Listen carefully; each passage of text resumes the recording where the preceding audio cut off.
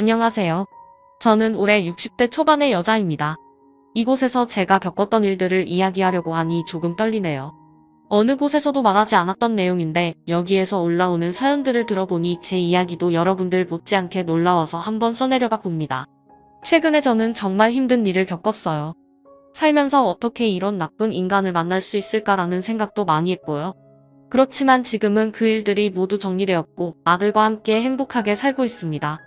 원래 제 이야기를 절대 누구한테 하는 성격이 아닌데 저 혼자만 알고 있기에는 너무 놀라워서 여기서 털어놓고 싶었습니다.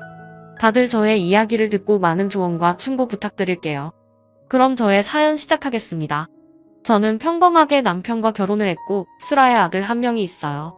결혼 생활 내내 행복했고 저를 사랑해주는 남편과 귀여운 아들까지 있으니 이 행복이 평생 동안 지속되었으면 좋겠다고 생각했죠. 아들은 활발하고 친구들과도 잘 지낼 뿐더러 부모인 저와 남편에게도 잘했어요. 다른 집은 아들만 있으면 딸을 낳고 싶다고 하던데 저희는 그런 생각이 들지 않을 정도로 아들이 애교도 잘 부렸죠. 그래서 이웃 사람들이 제 아들을 보고 칭찬을 많이 해주었습니다. 아이고, 우리 민호는 공부도 잘하고 얼굴도 잘생기고 부모한테도 잘하네. 우리 아들도 딱 민호 반만큼만 됐으면 좋겠다.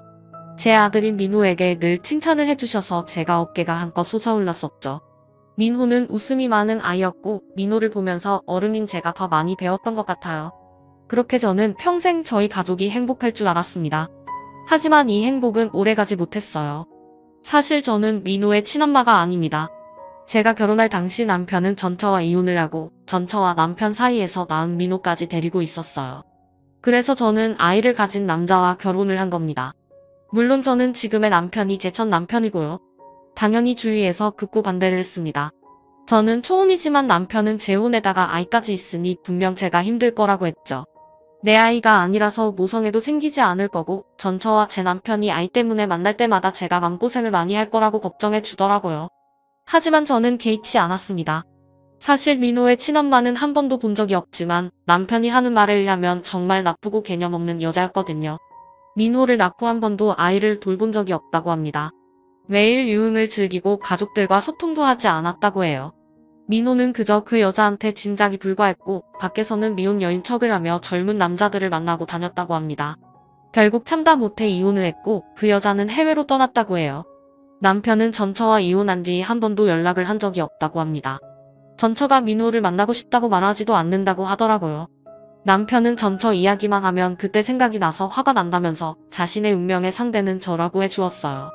그래서 저는 절대 남편을 의심할 이유가 없었고 전처가 나타날 가능성이 없다고 생각했습니다. 민호는 제 친자식이 아니긴 하지만 정말 사랑스러웠어요. 다들 저보고 제가 낳은 자식도 아닌데 어떻게 모성애가 생기냐며 신기해했지만 저는 결혼할 때부터 민호가 제 자식 같았고 평생 잘해주어야겠다고 다짐했어요. 무엇보다 민호가 갓난아기일 때 저와 남편이 결혼하기도 했고 친엄마에 대한 기억이 전혀 없어서 제가 친엄마인 줄 압니다. 굳이 친부모에 대한 이야기는 사춘기가 끝나고 조금씩 말해줄 생각이었어요. 아직은 민호가 그 사실을 알게 되면 혼란스러울 것 같았거든요. 그런데 어느 날이었습니다. 평소와 다름없이 저와 남편은 출근을 했고 민호는 학교를 갔죠. 일하는 도중 갑자기 모르는 번호로 전화가 왔고 아무런 의심 없이 급하게 그 전화를 받았습니다. 그런데 전화기 너머로 들리는 소리는 굉장히 충격적이었어요. 남편분이 지금 교통사고를 당하셔서 응급실에 계시거든요. 지금 당장 병원으로 오세요. 수술 동의도 해주시는 거죠? 너무 다급한 목소리에 저는 너무 놀라 말이 나오지 않았습니다. 분명 아침까지만 해도 해맑게 인사를 하고 출근을 했던 남편이 갑자기 교통사고를 당해 수술대 위에 있다뇨. 정신이 너무 혼미해져서 눈에 초점이 제대로 잡히지 않았고 심장이 미친 듯이 벌렁벌렁거렸습니다. 우선 최대한 빨리 병원으로 달려갔죠. 하지만 제가 이미 병원에 도착했을 때 남편은 충격적인 모습을 하고 있었어요. 바로 침대 위에 누워 머리끝까지 흰 천을 덮고 있었습니다. 남편의 모습을 보고 도저히 믿기지 않았죠. 어떻게 한순간에 사람이 이런 일을 당할 수 있나요? 남편의 그런 모습을 보고 저는 주저앉아 오열을 하고 말았습니다. 당신 이렇게 가면 나민호랑 둘이서 어떻게 살라고. 제발 제발 눈 떠줘. 저는 눈물이 멈추지 않았고 옆에서 의사는 제 남편에게 사망 선고를 하고 있었습니다. 어느새 아들을 놔서 제 옆을 지키고 저를 토닥여 주었어요. 분명 아들도 슬플 텐데 아들은 오히려 목 놓아 우는 저의 등을 토닥여 주었습니다. 저는 울다가 거의 실신을 할 지경이었어요. 그리고 남편의 장례는 거의 아들이 주도를 해서 치렀습니다. 저는 말할 힘도 없었고 몸을 움직일 수도 없었어요. 하지만 이런 저를 두고 갓 고등학생이 된 아들이 척척했습니다. 사람들은 남편의 장례식장에 와서 저의 물꼬를 보고 더 마음 아파하셨죠. 영정 사진에 있는 남편의 얼굴을 보는데 눈물이 마를 날이 없었습니다. 남편이 없는 삶은 전혀 상상이 안 되는데 말이죠. 그렇게 마지막 날까지 장례를 치르고 있는데 갑자기 장례식장 밖에서 무언가 부서지는 소리가 들렸습니다. 사람들은 비명을 질렀고 다들 그 소리가 나는 곳으로 달려갔죠. 저도 놀라서 급히 그곳으로 달려갔는데 제 남편 장례식장 앞에 있던 화환들이 모두 다 쓰러졌어요. 그런데 그걸 쓰러뜨린 사람은 바로 제 아들이었습니다. 갑자기 왜 이런 건지 너무 놀라 아들을 바라보았는데 아들 앞에 있던 사람의 정체는 굉장히 충격적이었어요. 바로 시누이였습니다. 사실 남편한테는 하나뿐인 시누이가 있어요. 그런데 그 시누이도 남편과 피 한 방울 섞이지 않은 가족입니다. 남편의 부모님이 재혼을 하셔서 남편과 시누이는 남남인 사이인 거죠. 그래서 성인이 되어서도 아주 가끔씩 서로 연락을 하고 지냈습니다. 저는 결혼 초에만 시누이의 얼굴을 한 번 본 적이 있었는데 그 뒤로 한 번도 연락하고 지내지 않았다가 남편의 장례식장에서 본 것이죠. 그런데 대체 제 아들에게 무슨 말을 한 건지 아들의 얼굴은 창백했고 시누이는 옆에서 이 상황이 재밌다는 듯이 지켜보고 있었습니다. 그래서 저는 그곳으로 가서 시누이에게서 아들을 떼어놓으려고 했죠. 당연히 아들을 가로막아서서 시누이에게 한마디 하려고 했습니다. 그런데 그때 아들의 행동은 굉장히 충격적이었어요. 아들을 보호하려던 그때 갑자기 아들이 제 어깨를 힘껏 잡았어요. 그리고 마구 흔들며 말을 했습니다. 당신이 내 친엄마가 아니었어? 어떻게 그런 사실을 나한테 말하지 않았던 거야? 평생 이렇게 나 바보로 살게 하려고 했어. 지금까지 엄마라고 믿었던 사람이 알고 보니 우리 아빠와의 불륜녀였다고 생각하니까 너무 역겹고 토 나와. 태어나서 민호의 그런 살벌한 눈빛은 처음 보았습니다. 시누이는 민호에게 거짓말을 늘어놓았어요. 제가 남편과 재혼한 이유가 바로 불륜 때문이라고 말이죠. 민호의 친엄마와 남편 사이에서 제가 남편과 불륜을 저질렀고 그것 때문에 전처가 도망을 갔다고 거짓말을 했습니다. 그리고 시누이가 가족관계 증명서도 들고 와서 민호한테 다 설명한 것이죠. 그래서 민호는 정신이 혼미해졌던 겁니다. 그곳에 있던 모든 사람들이 다 저희의 이야기를 들었어요. 순식간에 사람들은 다 저를 손가락질하며 말했습니다. 뭐야 완전 착한 아내인 줄 알았더니 알고 보니 불륜녀였어. 아이고 전처가 불쌍해서 어떡해. 역시 사람은 겉만 보고 판단하면 안 돼. 저렇게 착하게 생겨서 가정이나 파탄내고 아유 착착착이 말을 하시며 하나 둘씩 장례식장을 떠났어요. 시누이는 이 상황이 재밌다는 듯이 웃음을 참고 있었고 민호는 짐을 싸서 장례식장을 나갔습니다. 그리고 몇 분 후 장례식장에 남은 사람은 저와 시누이였죠. 화가 미친 듯이 났고 이 상황을 어떻게 해결해야 할지 너무 막막했습니다. 그래서 저는 시누이를 미친 듯이 째려봤어요. 미쳤어요? 여 없는 말을 짓거려요? 평생 연락 한 번 없다가 지금에서야 찾아와서 이렇게 거짓말하는 이유가 뭔데요? 당장 민호한테 가서 거짓말이었다고 말해요. 하하 언니도 진짜 웃기다. 내가 지금 가서 사람들한테 제가 거짓말했다고 말할 것 같아요. 제 부탁 딱 한 가지만 들어주면 민호한테 솔직하게 말할게요. 내가 했던 말 다 거짓말이라고요. 부탁이 뭔데요? 오빠 사망보험금 하나도 빠지지 않고 전부 다 제 통장으로 넣어줘요. 그러면 다시는 안 찾아올 거고 민호한테 사실대로 말할게요. 오빠 죽기 전엔 새언니 몰래 나한테 용돈 보내줬었는데 오빠가 죽으니까 이제 용돈 줄 사람이 없잖아요. 그러니까 사망보험금으로 통치고 앞으로 얼굴 볼 일 만들지 맙시다. 신우의 그런 뻔뻔한 말을 듣는데 얼마나 치가 떨렸는지 몰라요. 너무 소름 끼쳤고 돈에 환장한 저 여자를 보는데 혐오스러울 정도였습니다. 어쩔 수 없이 저는 눈물을 머금고 남편의 사망보험금을 신우에게 보냈어요. 정말 한 푼도 남기지 않고 모조리 말이죠. 그리고 민호한테 솔직하게 다시 말해달라고 했어요. 신우에는 끝까지 알겠다고 했지만 결국 약속을 지키지 않았습니다. 제가 돈을 보내고 며칠 뒤 바로 해외로 도망을 갔거든요. 그래서 민호는 끝까지 저에 대한 오해는 풀지 못했습니다. 정말 눈물이 미친 듯이 났어요. 제가 아무리 불륜이 아니었다고 해도 민호가 제 말을 들을 리가 있나요? 솔직히 친엄마가 아닌 건 맞았지만 그것 빼고 신우이가 한 말은 전부 다 거짓말이었습니다. 너무 억울하고 한순간에 가정을 파탄낸 불륜녀가 되어버렸죠. 민호는 그날 이후로 학교도 잘 나가지 않았고 열심히 하던 공부도 손을 놓았어요. 학교에서 사고도 쳐서 자주 불려갔습니다. 예전에 활발하고 친구가 많았던 민호는 사라진 지 오래였죠. 제가 아무리 말해도 민호는 제 말을 믿어주지 않았습니다. 그리고 혼자서 친엄마를 찾겠다며 이리저리 다니는데 마음이 너무 쓰이더라고요. 민호는 포기하지 않았고 저와 한 집에서 같이 살았지만 저를 투명인간 취급했습니다. 확실히 남편이 저희 곁에 없으니 생활이 힘들긴 했어요. 그리고 사망보험금까지 신우애가 몽땅 가져갔으니 저에게 남은 건 없었죠. 결국 제가 벌어서 민호까지 책임져야 했는데 민호가 학교에서 사고까지 치니까 합의금까지 지불하려면 돈이 많이 부족했어요. 어쩔 수 없이 저는 아들을 위해 식당 일까지 하며 밥벌이를 했습니다. 아침에 출근해서 새벽까지 일을 하고 집에 돌아왔죠. 파스가 없이는 일상생활이 불가능할 정도였습니다. 그렇게 몇 달이 흘렀어요. 어느 날 만신창이가 된 채로 집에 돌아왔고 방으로 들어가려는 그때 갑자기 민호가 저에게 말을 걸었습니다. 그 일이 있고 나서 한 번도 저에게 말을 걸어본 적이 없는데 말이죠. 저는 너무 놀라 민호를 쳐다보았어요. 그런데 민호는 눈물을 흘리고 있었습니다. 아빠가 돌아가셨을 때도 울지 않았던 민호가 울고 있었어요. 너무 놀라서 말도 나오지 않았죠. 너 왜 그래? 민호야 왜 울어? 학교에서 무슨 일 있었어? 저 친엄마 찾아주세요. 제발 친엄마 찾아서 맘 편히 행복하게 살고 싶어. 제발. 민호는 너무나 간절하게 친부모를 찾고 싶어 했어요. 저는 친엄마가 어떤 사람인지 남편을 통해 들었기에 민호를 보내주고 싶지 않았습니다. 하지만 아이가 이렇게까지 간절하게 원하니 고민이 많이 되더라고요. 그래도 자신을 낳아준 엄마가 보고 싶을 거라는 건 예상했습니다. 혹시 신의회한테라도 물어서 친엄마에 대한 정보를 알아내야 하나 하며 고민했죠. 신의회한테 민호가 친엄마를 보고 싶어 한다며 연락은 우선 남겨놓았고 답장이 오기 전까지는 혼자서 머리를 쥐어짜내며 어떻게 하면 민호와 친엄마를 만나게 해줄 수 있을지 생각했습니다. 그런데 어느 날이었어요. 그날도 퇴근을 하고 지친 몸을 이끌고 집으로 갔습니다. 저희 집 건물 1층에 누군가 서 있더라고요. 한 여자가 모자를 푹 눌러 쓴 채 현관문을 보고 있었습니다. 모르는 사람인 줄 알고 스쳐 지나가려고 한 그때 갑자기 그 여자가 제 팔목을 잡았어요. 혹시 납치라도 당하는 건가 싶어 너무 놀라 소리를 쳤죠. 비명을 지르니 그 여자가 급히 제 입을 막더라고요.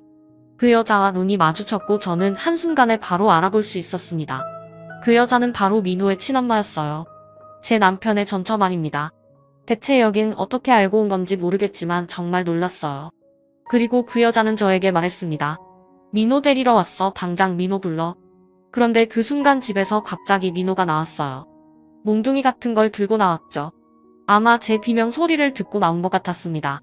그런데 그때 제 입을 막고 있던 민호의 친엄마는 저를 내동댕이 치고 갑자기 민호에게 달려가 민호를 안았어요.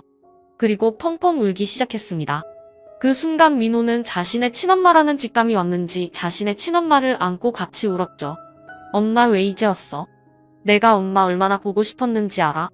우리 아들 엄마가 많이 늦었지? 이제 엄마랑 같이 아무도 모르는 곳 가서 둘이서 행복하게 살자. 얼른 짐 싸고 내려와. 그 순간 저는 너무 놀랐어요. 민호가 제가 아닌 다른 사람 보고 엄마라고 하는 것도 너무 충격적이었는데 저와 상의도 없이 민호를 데려간다니요. 저는 안고 있는 두 사람을 떼어놓으며 절대 안 된다고 했습니다. 제가 그래도 지금까지 키워왔는데 저와 상의도 없이 데리고 가는 건 나 아니라고 생각했죠. 그리고 남편 말에 의하면 전처는 모성애도 없고 유흥에 환장한 여자라고 했는데 그런 여자한테 민호를 맡길 수 없었습니다. 하지만 제가 이런 말을 하니 갑자기 무언가 제 얼굴에 내리꽂혔습니다. 바로 그 여자는 제 뺨을 때린 거였어요. 당신 왜 이렇게 뻔뻔해? 내 남편이랑 바람나서 결혼이나 한 주제에 뭐 상이 내가 뺏어간 우리 아들 이제서야 찾아간다고 하는데 내가 뭔데 이래라 저래라야? 우리 민호 너 같은 여자한테서 잘하게 할 수 없으니까 당장 데리고 갈 거야. 아줌마 저도 엄마 따라갈래요. 그동안 키워주셔서 감사했습니다. 하지만 저는 엄마를 두고 바람 피운 아빠도 싫고 저희 가정을 파탄한 아줌마가 더 미워요. 그동안 키워주신 건 감사하지만 이젠 친엄마도 찾았으니 엄마에게 갈게요. 이 말을 하며 민호는 짐을 싸고 나왔습니다. 정말 제가 이런 일까지 당해야 하나 싶더라고요. 눈물이 미친 듯이 나고 억울해 죽는 줄 알았습니다. 민호는 뒤도 돌아보지 않고 친엄마를 따라갔어요. 제가 이렇게 배신을 당할 줄은 꿈에도 몰랐죠. 얼마 뒤 민호는 제 호적에서 지워졌고 그 여자의 아들로 등록이 되었어요. 저는 다시 혼자가 되었답니다. 민호가 떠난 후 남편과 민호와 함께 살던 과거가 자꾸 머릿속에서 떠오르니까 일상생활이 힘들었어요. 민호를 위해 일을 하고 돈을 벌었던 건데 민호가 제 옆에 없으니 산낙이 없어졌죠. 무기력한 채로 하루하루를 살아가고 있었죠. 늘 3명이던 집에 저 혼자니까 집에도 들어가기 싫었고 혼자서 그렇게 지냈습니다. 시간이 어떻게 지났는지 모르겠어요. 그동안 민호는 한 번도 연락을 하지 않았고 제가 가끔 연락을 하면 제 연락은 받지 않았죠. 그렇게 살다 보니 어느덧 10년이라는 세월이 흘렀습니다. 10년 동안 저는 일만 했던 것 같아요. 우연히 민호랑 똑같은 이름이나 민호와 비슷하게 생긴 사람을 보면 혹시 민호인가 싶어 한 번 더 쳐다보고 그렇게 되더라고요. 10년 동안 저는 정말 많이 늙었고 남자도 만나지 않았습니다. 민호를 너무 보고 싶었지만 오히려 제가 찾아가는 것이 민폐가 될 것 같아 꼭 참았어요.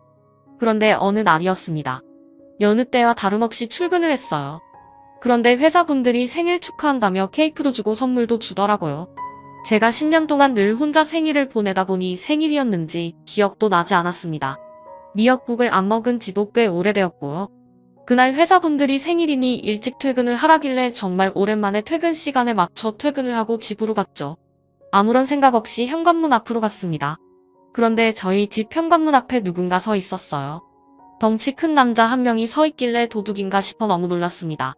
제가 도망치려 하는 그때 갑자기 그 남자는 말을 했어요. 저 민호예요. 민호라는 두 글자를 듣자마자 제 발을 멈췄고 저는 얼굴을 자세히 살폈습니다. 모자를 쓰고 있어서 몰라봤는데 다시 보니 민호가 맞았어요.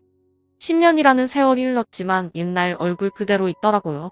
그런데 그때 민호는 갑자기 제 얼굴을 보자마자 울음을 터뜨렸고 갑자기 제 앞에서 무릎을 꿇었습니다.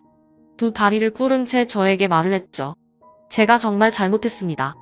키워주신 정도 모르고 바보같이 행동했어요. 너무 늦게 찾아와서 정말 죄송합니다. 민호는 울먹이며 저에게 대뜸 사과를 하기 시작했어요. 너무 놀라서 민호를 이렇게 세우고 집으로 우선 들인 후 이야기를 나누었죠. 10년 동안 정말 보고 싶었던 민호였는데 이렇게 우연히 찾아오니 너무 반갑더라고요. 대체 왜 지금까지 연락이 없다가 이제야 찾아와서 저에게 사과를 하는지 이유가 궁금했습니다. 민호는 꼴이 엉망인 채로 왔었고 우선 따뜻한 차를 내어주며 민호가 자신의 이야기를 꺼낼 때까지 기다려주었죠. 그리고 몇 분 후 민호는 입을 열기 시작했어요. 제 친엄마라며 찾아왔던 그 여자. 다 속셈이 있었어요. 저를 호적에 올리고 자신의 빚을 다 저한테 떠넘길 셈이었더라고요. 그리고 아까 통화하는 걸 몰래 들었는데 지금 엄마가 간암에 걸렸다고 해요. 근데 제 허락도 없이 저한테 간이식 받으려고 하더군요.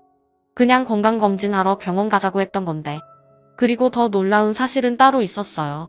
민호의 신장을 이식받은 후 민호를 해외에 팔아넘기려고 했다고 합니다. 어떻게 이런 끔찍한 생각을 할 수 있나요? 민호는 그 사실을 듣고 바로 집에서 뛰쳐나왔다고 해요. 민호 명의로 바뀐 빚들은 어떻게 감당해야 하고 관이식도 강제로 해줘야 할 것 같아서 너무 걱정된다고 했죠. 과거에 저를 떠난 것이 너무 후회된다고 했습니다. 어떻게 자기 아들한테 그런 짓을 벌일 수 있을까요? 민호의 친엄마는 모성애라고는 하나도 없었고 그저 이용할 목적으로 민호를 찾아와 연기를 해가며 민호를 자신의 호적에 등록한 겁니다. 그 여자의 속셈에 너무 소름이 끼쳤어요. 민호가 이런 상황에 처했다고 하니 제가 더 화가 나더라고요. 그리고 저는 민호를 그 집에서 구출해내 주기로 했죠. 민호는 사실 그동안 제가 민호한테 연락했던 걸 다 알고 있었는데 친엄마가 답장을 못하게 막았다고 합니다. 그리고 집 밖에서 한 발자국도 못 나가게 했다고 해요. 정말 무서운 사람이었습니다. 그리고 그때 민호에게서 연락이 왔습니다. 민호에게서 당장 집으로 전화를 하라는 연락이었죠. 민호는 겁을 먹은 채 제 집 전화로 자신의 친엄마한테 연락했습니다. 어머 우리 아들 어디야? 엄마가 나가지 말라고 했는데 몰래 나갔네. 오늘 너 저녁밥 없다. 그리고 우리 오늘 건강검진하러 병원 가기로 했잖아. 언제 집에 올 거야? 그 목소리를 듣는데 소름이 끼쳤죠. 민호는 손이 덜덜 떨리고 있었고 무서웠는지 눈에 눈물도 맺혔습니다. 그리고 저도 모르게 그 전화를 낚아챘어요. 야 이 미친 사람아 민호 내가 데리고 있으니까 앞으로 다시는 민호 볼 생각하지 마. 뭐? 간이식? 너 같은 계집애들은 죄를 짓고 살아서 안 걸리면서 벌 받는 거야. 민호 앞으로 빚 넘긴 걸로 너 신고할 거야. 이 말을 하고 전화를 또 끊었습니다. 민호는 벙찐 채 저를 쳐다보았죠. 이렇게 큰 소리 치시는 거 처음 봐요. 그렇게 민호와 저는 다시 둘이서 살기 시작했습니다. 민호는 다시 일을 하기 시작했고 다시 예전 생활처럼 살기 시작했어요. 혹시라도 나중에 빚쟁이들이 민호를 찾아와서 해코지를 할까봐 미리 경찰에 신고를 했습니다. 민호의 동의도 받지 않고 엄마가 빚 명예를 바꿨다며 말이죠. 민호의 친엄마는 민호한테 수없이 연락을 했고 당장 집으로 오라며 협박도 했어요. 이제 20대 후반인 민호도 자신의 사생활이 있는 건데 그걸 이해해주지 못했습니다. 평생 동안 민호가 아무것도 못하고 자신의 울타리 안에서 지내길 원했죠. 민호 대신 제가 나서서 민호의 방패망 역할을 해주었습니다. 그렇게 몇 달간 살았던 것 같아요. 그동안 민호는 생활비를 벌면서 저희의 생활에 보탬이 되어 주었고 저도 오랜만에 집에 민호가 있으니까 기분이 묘하더라고요. 정말 오랫동안 바라던 일이 일어나니 꿈만 같더라고요. 과거엔 10년 동안이나 외롭게 홀로 지냈는데 이젠 그토록 원했던 아들이 생긴 기분이었죠. 하지만 아직 법적으로는 민호는 그 여자의 아들이니 보호자 역할을 해줄 수도 없었습니다. 그런데 어느 날이었어요. 그날도 여느 때와 다름없이 평범한 하루였죠. 하지만 그날 저희는 충격적인 소식을 듣게 되었습니다. 바로 민호의 친엄마가 하늘나라로 갔다는 소식이었죠. 결국 간암이 심해져서 손을 쓸 수도 없게 되었고 결국 눈을 감고 말았다는 연락을 받았습니다. 저와 민호는 너무 놀라 아무것도 할 수 없었어요. 정말 증오하고 싫어하던 사람이었는데 갑자기 이렇게 떠나다니요. 그리고 그 여자가 죽으면 정말 모든 빚이 다 민호한테 전해지는데 말입니다. 장례식장에 가야 할지 말아야 할지도 엄청나게 고민을 했지만 그래도 가야 한다고 생각했어요. 그래서 저와 민호는 그 여자의 장례식장으로 갔습니다. 민호는 자신의 친엄마가 돌아가셨다고 하니 많이 힘들어 보였어요. 장례식장에 가서도 눈에 초점이 없었고 제가 많이 부축해 주었습니다. 그런데 장례식장에서 상주복을 입고 있는 뜻밖의 인물을 보고 말았어요. 저와 민호는 그 여자를 보고 두 눈이 휘둥그레졌죠. 그 사람은 민호의 친엄마의 영정사진 앞에서 오열을 하고 있었습니다. 바로 신우이였어요. 저에게 남편의 사망보험금을 빼앗고 민호한테 거짓말을 한 뒤 해외로 도망간 신우이였습니다. 그렇게 찾으려고 해도 못 찾았는데 왜 민호 친엄마의 장례식장에 와 있는지 이해가 되지 않았죠. 신우이와 민호의 친엄마가 대체 무슨 사이인 건지 납득이 되지 않았습니다. 저와 민호는 신우이의 옆에 갔죠. 그런데 신우이는 저와 민호를 보자마자 달려들었고 냈다 민호의 멱살을 잡으며 말했습니다. 야, 네가 여기가 어디라고 와. 네가 간이식만 해줬어도 우리 언니 안 죽었어. 우리 언니 죽인 사람 바로 나야. 아니 언니라니요? 어떻게 세상에 이런 일이 일어날 수 있나요? 미친 듯이 혼란스러웠습니다. 장례식장은 난장판이 되었고 사람들이 말리다 못해 결국 경찰까지 불렀어요. 그리고 저희 3명은 경찰서로 가서 조사를 받게 되었죠. 대체 신우이와 민호의 친엄마가 무슨 사이길래 언니라고 하는지 궁금했습니다.